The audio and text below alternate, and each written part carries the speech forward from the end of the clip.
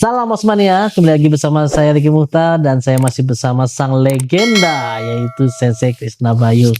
Tepuk tangan dulu dong. Sensei, kita mau santai-santai sedikit nih Sensei. Kemarin Sensei ini kan tadi kita udah banyak bicara ya dari judo, sambo sampai NOC. Nah, kemarin tuh ada apa sih ribut-ribut gitu di SEA Games ya? Soalnya kan saya udah pulang tapi wah ada rame-rame. Ada apa sih sebenarnya, gimana itu? Oh, sebenarnya kemarin ada salah satu cabang bela diri yang merasa dicurangin, merasa diperlakukan tidak adil. Menurut saya kita sudah harus mulai dewasa di dalam mengikuti ritme membawa merah putih gitu loh. Jadi kita hadir ke sana itu kan untuk merah putih. Jadi kan saya selalu berpesan sebelum menyalahkan orang, sebelum menyalahkan pihak manapun, lebih baik kita berkaca pada diri sendiri, apa yang sudah kita lakukan benar atau tidak. Karena itu cerminan sebagai seorang bela diri sejati dan seorang juara sejati. Peristiwa di SEA Games kemarin menurut saya bukan sebuah peristiwa yang harus dihebohkan. Bukan peristiwa yang harus dihebohkan karena tugas atlet itu adalah tugas atlet, saya bilang. Saat di tempat latihan ya hanya berlatih, makan bergizi yang baik, ya kan, istirahat yang baik. Apabila merasa diri kurang, tambahkan latihan yang baik. Bukan melihat Instagram, bukan melihat buat YouTube, bukan menjadi malah waktu istirahatnya dibuat konten, buat itu. Menurut saya itu bukan juara yang baik menurut saya. Juara yang baik ya tadi tepatin waktu-waktu itu untuk kapasitas diri kita untuk mengejar mimpi kita, gitu. Lalu kesalahan berikutnya untuk atlet di saat kompetisi, apa yang harus dilakukan?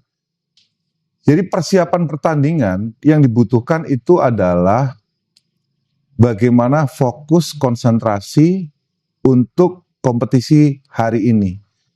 Jadi warming up yang cukup, ya, warming up yang cukup, fokus untuk mengatur strategi supaya denyut nadi dia itu denyut nadi kompetisi yang baik, ya, supaya di dalam arena tidak dingin, supaya tidak kaku, ya kan. Terus kita yakin di dalam sebuah kompetisi itu ada wasit. Nah, wasit ini di dalam konteks berpikir kita pastikan bahwa wasit tidak berpihak sama kita aja lah. Jadi bagaimana?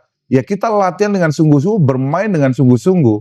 Anggap saja lawan di atas matras, musuh kita dua wasit dengan lawan kita. Jadi apa yang harus kita lakukan? Mengalahkan dia dengan pukulan, dengan bantingan, dengan tendangan sebanyak mungkin. Supaya kita leading point itu lebih jauh lagi. Dan gak ada celah wasit buat bermain. Iya, bermain. Jadi kita anggap saja di dalam pemikiran kita, lawan kita adalah wasit dan atlet itu. Jadi kita harus main benar-benar mengalahkan lawan dengan poin yang panjang. Jadi tidak bisa kita mengalahkan wasit dicurangin. Memang kita lebih pintar dari wasit itu, kan enggak juga. Ujiannya susah. Iya, ujiannya susah. Jadi maksudnya jangan menyalahkan pihak manapun, tapi koreksi ke dalam diri kita sendiri agar kita menjadi atlet yang berkarakter, beretika, supaya keluarnya nama bangsa Indonesia juga baik, gitu loh. Ini masalah kemarin kan itu masalah cerminan bangsa Indonesia juga. Itu yang harus kita jaga, gitu loh.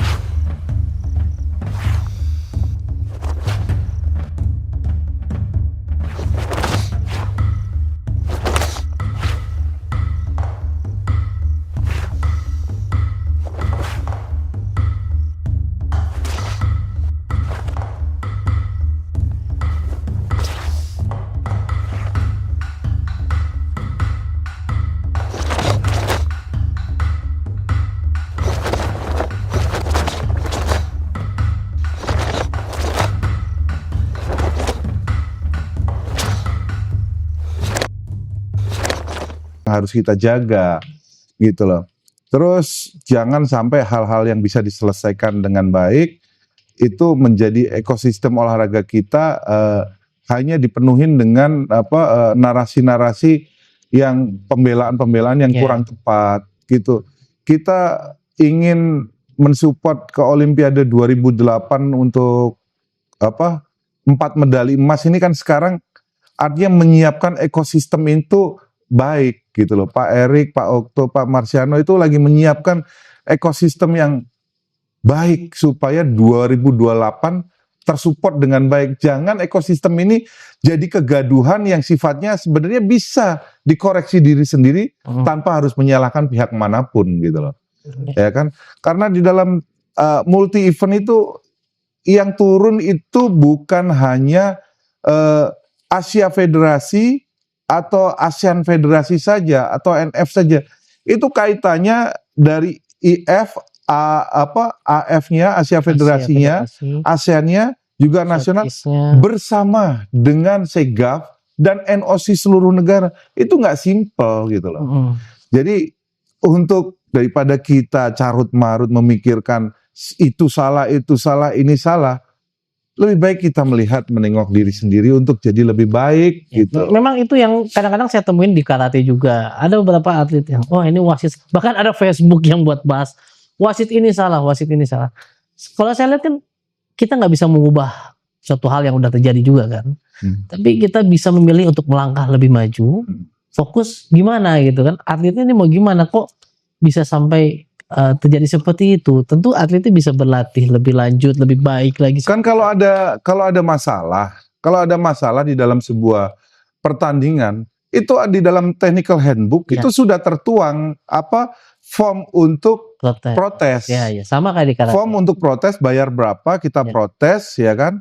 Ya udah, tetapi regulasi wasit memutuskan udah tidak bisa diganggu gugat.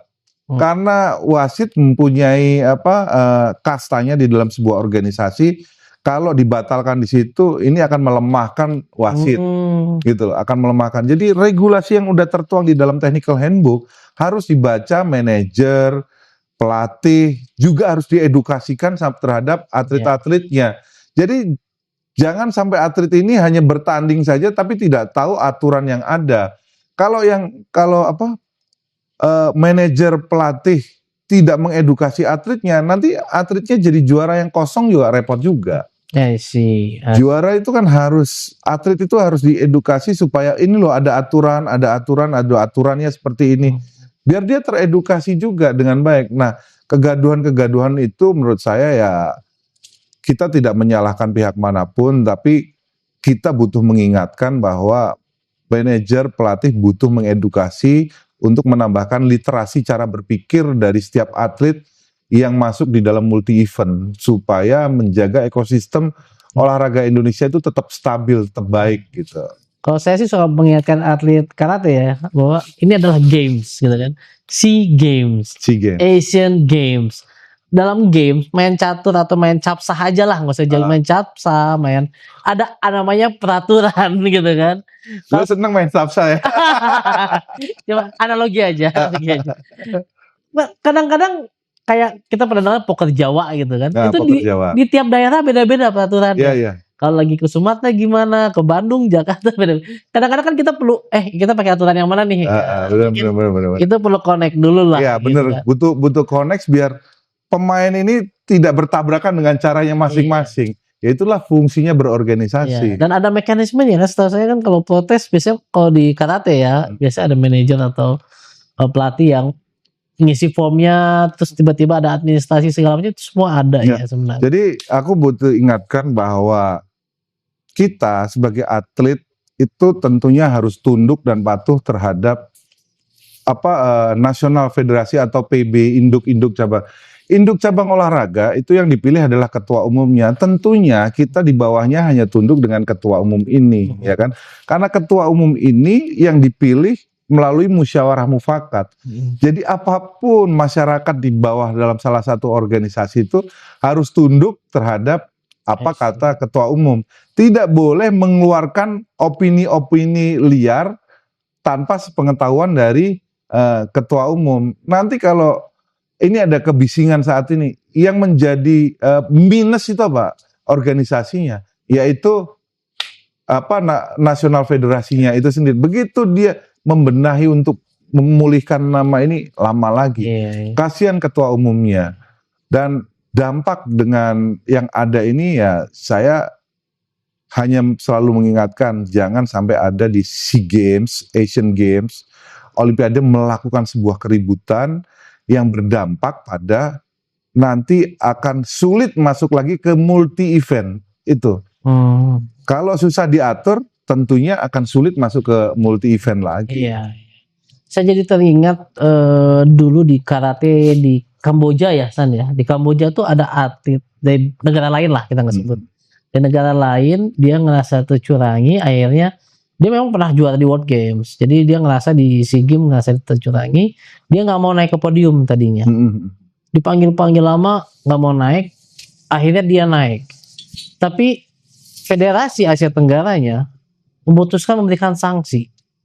Sanksi dia scoring, dia nggak boleh bertanding saya lupa setahun kalau nggak salah, dan wajib membayar denda. Iya, dendanya saya lupa berapa, saya pernah baca suratnya langsung soalnya. Tapi kalau dirupiahkan sekitar 100 juta. Waduh. Itu yang dilakukan oleh Federasi Karate di Asia Tenggara tahun 2000 berapa ya, San? 2002 ya, yang pas di Kamboja. Nah, bagus itu. Iya. Sanksi itu sangat baik untuk kita tertib terhadap aturan-aturan yang sudah disepakati bersama. Aturan itu kan tidak mungkin dibuat perorangan, tentunya dibuat kolektif, ya kan? Kalau sudah dibuat kolektif, disepakati semua negara, lalu aturan itu diterapkan dan tidak boleh dilanggar dan itu dilaksanakan dengan baik. Menurut saya itu adalah aturan yang sempurna. Yang saya pengen tanyakan nih, karena kan beritanya simpang siur nih.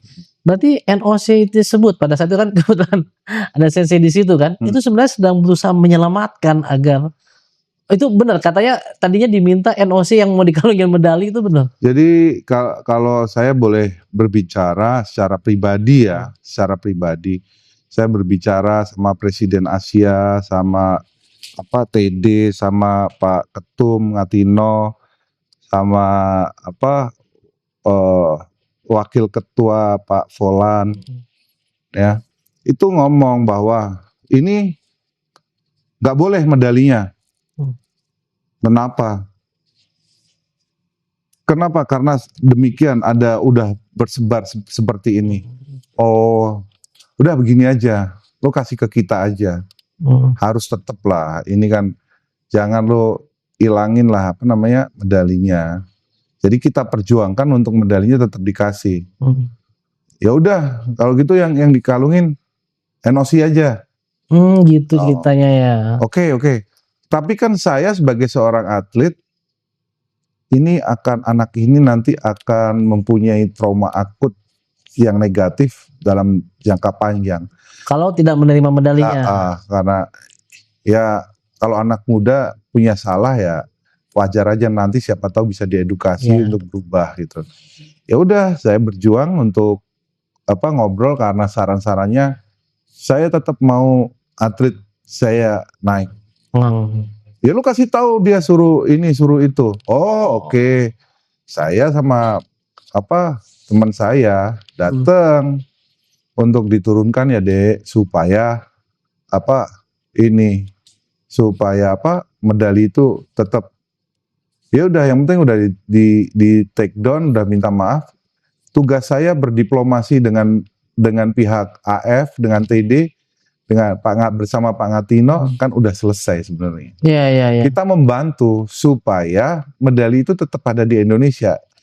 Ya namanya diplomasi itu ya awalnya ke kita dulu. Ya kan? Yang penting IF tidak ngunci dulu kan udah bagus. Ya kan? Ke kita dulu. Kita kan akan berpikir lain. Ini kan trauma bangsa gua juga yang ini. Gua nego dulu sama anaknya biar gua suruh turun, nanti biar dia tetap ini. Nah, ini udah dapat ke kita harus ngomong mau diturunin, ya udah lo yang naik, bener. Jadi diplomasi kita berjalan gitu loh. Jadi tidak ada intimidasi lah, nggak ada lah. Ya, kamu tahu sendiri, kamu juniorku di olahraga bela diri meskipun bela diri kita. Beda. Etika Ya, betul. karakter kita, kamu tetap akan respect dengan saya sebagai senior. Ya kan? Nah, meskipun tidak tertulis, ya, tidak tertulis kita mempunyai aturan, tapi kamu orang bela diri pasti akan tahu etikanya bagaimana, menghargai para senior. Saya juga begitu juga dengan para senior cabang olahraga lain. Etika yang harus kita utamakan. Gitu. Oke, jadi sebenarnya udah clear ya bahwa NOC berada di pihak Indonesia, support supaya atletnya memperoleh medali gitu ya. NOC memikirkan masa depan para atlet. I see. NOC menjaga supaya setiap atletnya tidak terkena trauma psikologis yang panjang. Sudah menang tidak menerima medali. Dan tentu saja membina mentalnya juga ya, mental. Iya, tentunya begitu kan. Terus NOC bersama NF Pak Ngatino sudah memenangkan sebuah diplomasi yang baik. Meskipun memenangkan sebuah diplomasi yang baik, lebih baik permasalahan kita dibawa di rumah kita, diselesaikan di dalam rumah.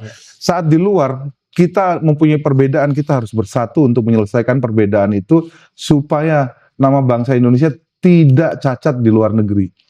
Itu yang harus kita, fungsi kita menjadi generasi muda itu menjaga merah putih di luar, namanya tetap baik. I see, luar biasa. Jadi apapun itu tetap buat merah putih. Betul. Ya. Mau berpendapat bagaimana kita semua berfokus buat merah putih. Betul. Dan tentu saja pembinaan atlet tidak hanya pada saat ini saja di juara, tapi tentu ke depannya. Bahkan saya selalu mengingatkan atlet-atlet saya juga, gitu kan. Kamu di sini oke, hasilnya apa itu kamu terima, tapi fokus kamu bukan hanya sampai di olahraga ini aja. Bagaimana kamu setelah pulang, baik dapat medali atau nggak dapat medali, tapi buat kehidupan kamu bisa memberikan suatu hal yang lebih baik ke depannya, buat masa depan dia. Siapa tahu bisa seperti Sese Krisna Bayu di bela diri mana diterima, di NOC diterima, luar biasa. Oke, paling terima kasih masukannya ya. Ini semoga bisa menjadi pembelajaran kita semua, baik multi cabur bela diri ataupun yang bukan bela diri lain, bahwa ya ini kan living legend udah walk the talk gitu. Jadi apa yang dibicarakan ini sudah dilakukan, makanya bisa sampai 30 tahun berkarir di pelatnas ya. Oke, sekian saja. Terima kasih Sese Krisna Bayu atas waktunya dan juga pencerahannya kepada kita semua. Pesan terakhir. Oh ya, boleh, pesan terakhir. Yang selalu saya tulis, baru terbit jangan merasa paling terang. Oke. Oke, luar biasa. Diingat-ingat ya itu. Oke, sekian dari kami. Stay safe and healthy. Os.